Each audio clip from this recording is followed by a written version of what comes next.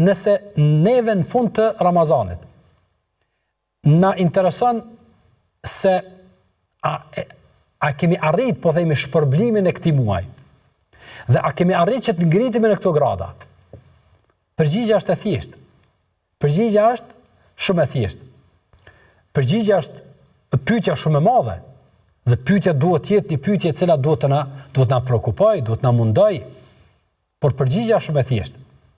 Andaj, ana është pranu adhurimi ose jo, kanë thonë gjeneratat e hershme, ata cilët realisht e kanë kuptu edhe rrugtimin e tyre për tek Zoti, e këtë rrugtim nuk e kanë bë në hamendjen e tyre, e as në eksperimente, por e kanë bë të argumentuar dhe të orientuar bazë të shenjave dhe sinjaleve të cilat Allahu subhanahu wa taala i ka vendosur në librin e tij, e pejgamberi sallallahu alaihi wasallam i ka detajzuar në sunetin e tij.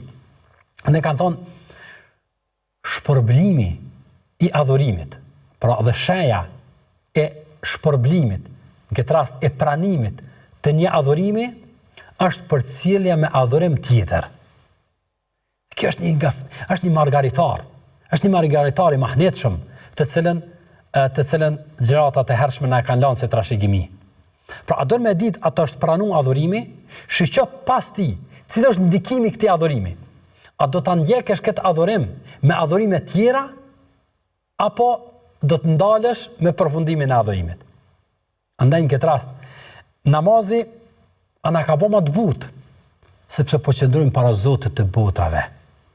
Agjerimi ana ka bë më të lidhur me Zotin. Sadakaja ana i ka zbut zemrat ndaj tjerëve. Falja që kemi bën ndaj tjerëve dhe kërkim falja që kemi bën, ana i ka hjek nga vetja jonë ato veset të këqija, siç janë urrëtia, zilia, mendimi i keq e kështu me radhë.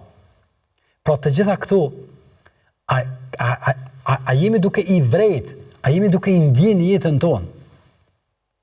Ndërsa njëri nga kuptimet e mëdha të kësaj fjale është se adhurimet cilat i kemi bë, ana e kanë shtu bindjen ndaj Zotit, dashurinë ndaj Tij, kënaqësinë e përjetimit të adhurimeve, ana e bë adhurimet më të dashura, dhe ana e bë punë të këqija më të urrëtura.